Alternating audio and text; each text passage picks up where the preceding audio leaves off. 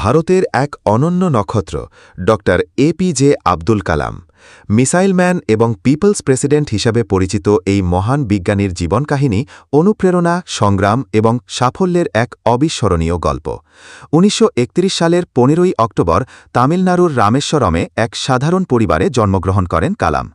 ছোটবেলা থেকেই অভাবকে সঙ্গী করে পড়াশোনা চালিয়ে গেছেন তিনি।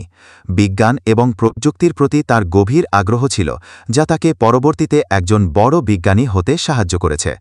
ড কালাম ভারতের প্রতিরক্ষা গবেষণা ও উন্নয়ন সংস্থা ডিআরডিও এবং ভারতীয় মহাকাশ গবেষণা সংস্থা আইএসআরওতে গুরুত্বপূর্ণ পদে কাজ করেছেন।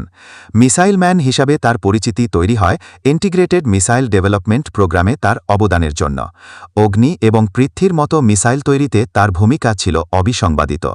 ২০০২ সালে তিনি ভারতের একাদশ রাষ্ট্রপতি হিসাবে নির্বাচিত হন এবং পিপলস প্রেসিডেন্ট হিসাবে মানুষের হৃদয়ে স্থায়ী জায়গা করে নেন।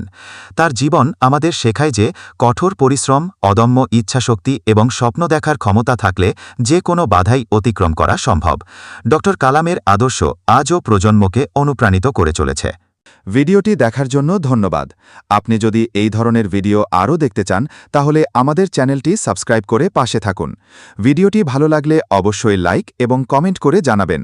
পরবর্তী ভিডিওতে আবার দেখা হবে।